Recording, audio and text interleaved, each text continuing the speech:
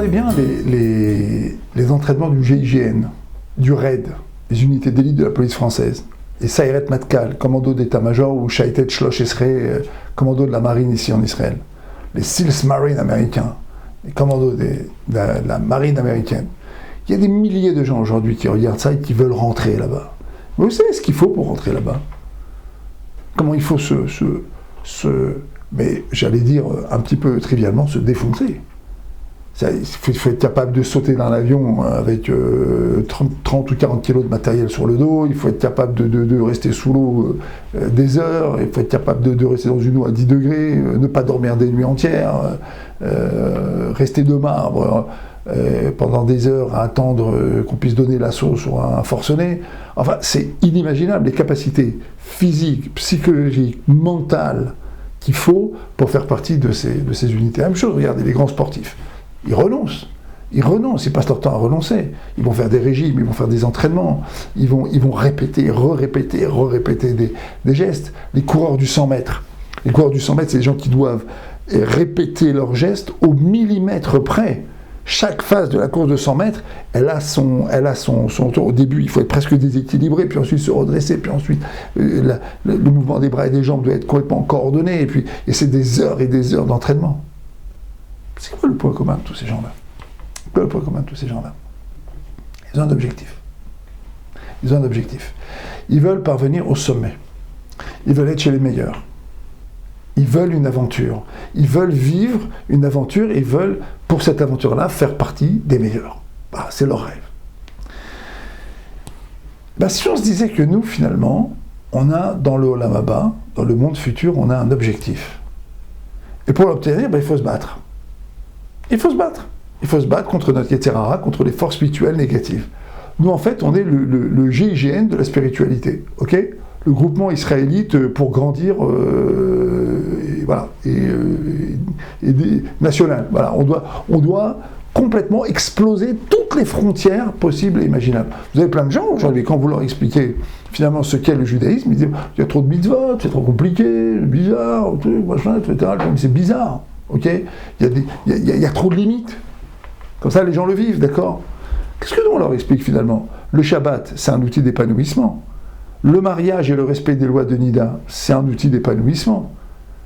Mais finalement, ces gens qui livrent combat pour entrer dans des unités d'élite, ces sportifs de haut niveau qui se battent pour parvenir au plus haut, à la plus haute marche du podium, en fait, quand ils se battent, au moment où ils se battent, ils sont heureux ou malheureux?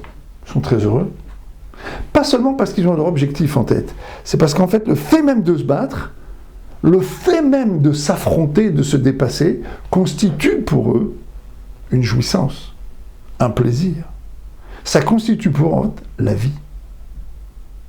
Et c'est un petit peu ça qu'on nous proposait, finalement, dans la Torah.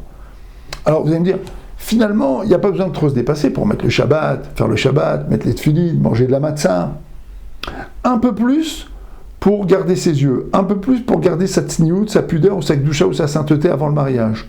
Et une fois qu'on est marié, un petit peu plus pour apprendre à se réfréner, ne pas se mettre en colère tout le temps, apprendre à se gérer, et puis finalement s'épanouir dans sa vie conjugale, dans sa vie intime, en même temps sa vie de couple, dans sa vie familiale, dans sa vie sociale. Mais finalement, dans le moment où le juif se lève plus tôt pour aller au slichot, prier, implorer Hachem d'avoir le pardon, il se lève à des heures fixes pour aller à sa prière, il étudie la Torah, il se prend la tête pour essayer de bien comprendre des commentaires, des idées importantes qu'on essaie de lui enseigner pour qu'il puisse les traduire dans sa vie. Dans ces moments-là, finalement, est-ce qu'on est en train de se faire mal ou est-ce qu'on est en train de se faire du bien? On est comme les sportifs de haut niveau. Parce qu'en fait, on veut atteindre le plus haut niveau, donc on veut atteindre la plus haute marche du podium. On veut atteindre le Olam Haba, le monde futur. Mais en fait, dans notre vie, on a envie d'équilibre. Dans notre vie, on a envie de bien-être. On a envie de sentir qu'on est nourri à tous les niveaux. Au niveau de notre âme, la relation avec Hachem. Au niveau de notre psychisme, la relation avec notre entourage, la relation à l'autre, même la relation avec Hachem, au niveau du nefesh, au niveau du fonctionnement, au niveau du corps, au niveau des pulsions, savoir se gérer pour avoir une bonne relation avec soi-même, une bonne relation avec l'autre, une bonne relation avec Hachem. En fait, on a envie de ressentir un sentiment de plénitude, mais à chaque fois que finalement on y arrive, on ressent cette plénitude. Et c'est la raison pour laquelle, par exemple, nos sages nous ont dit, Shabbat, eh ben, c'est Olam Haba, c'est un exemple du Olam Haba. Parce que finalement, dans le Shabbat, que fait le juif? Il prie, il étudie, il mange. Son corps est au repos et en même temps, il profite de bons repas. Son âme est au repos, son psychisme est au repos et en même temps, il peut prier, il peut étudier la Torah dans la sérénité. L'ensemble de son être est au repos et il peut avoir des relations conjugales. Bref, il peut ressentir un plaisir intense à tous les niveaux. Ben finalement, ce qu'on nous demande, c'est finalement de nous construire et de faire tous les efforts nécessaires pour parvenir à cet équilibre. Alors oui, effectivement, pour y parvenir, oui, effectivement, il faut parfois 5, 10 ans, comme disait Rav Wolbe, pour faire une prière correcte, il faut peut-être 20 ans. Oui, effectivement, pendant 10 ans, 15 ans, il faut travailler ses midotes, travailler son caractère, améliorer son caractère pour parvenir à une vie familiale équilibrée et sereine. Oui, effectivement, il faut connaître ses conditionnements, connaître son inconscient, connaître son psychisme, maîtriser un petit peu son histoire. Ça prend du temps, 5, 10 ans, 15 ans parfois pour arriver à se connaître. Mais pendant ces années-là où on travaille, où on essaye d'élaborer des nouvelles manières d'affronter tous les défis de la vie, en fait, on est heureux, parce qu'en fait, on réussit. Mais en fait, nous, on n'aime pas l'effort. En fait, on a un vrai problème, on est peut-être un petit peu paresseux, on n'aime pas trop l'effort. On n'aime pas trop les défis. Comme si la vie, on pouvait la passer sans défi. En fait, on se dit, finalement, si j'étais un ange, ça serait mieux. Pourquoi je suis obligé maintenant de me taper tous ces défis? Pourquoi je suis obligé de me taper toutes ces horreurs, toutes ces bagarres? Mais j'en ai assez de me taper tout ça. Moi, j'ai envie d'une vie tranquille, dans laquelle je ne me bats pas. Mais mon cher ami, une vie tranquille où on ne se bat pas, c'est au cimetière. Ou alors c'est quand la Neshama, elle est là-haut. Oui, là-bas, on ne se bat pas. Oui, effectivement. C'est la vie qu'il y aura après le Mashiach. Quand le Mashiach va se dévoiler, encore, dans les 40 premières années, ce ne sera pas encore comme ça, il faudra attendre un peu. D'accord? C'est pas la vie, c'est pas la vie d'Hachem. Hachem a mis la Neshama, il a créé ce combiné-là de la Neshama, de l'âme et du corps, pour que tu te battes. Contre qui? Pas contre l'autre, contre toi-même. Bien sûr, c'est ça la vie. La vie est un combat permanent. Mais il se trouve que ce combat n'est pas synonyme d'agressivité. Il n'est pas synonyme de combat au sens où on l'entend. La vie est un combat, fronce les sourcils, pas du tout.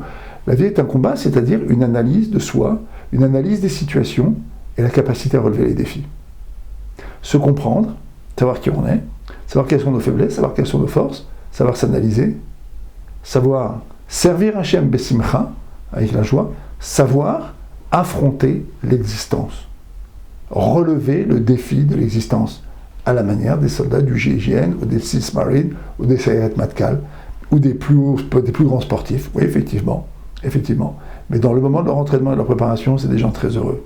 Le juif, dans le moment de sa préparation au monde futur, il vit intensément ce monde-là dans lequel il vit, il produit de l'effort sur lui-même et cet effort qu'il produit, c'est sa vie, c'est sa joie.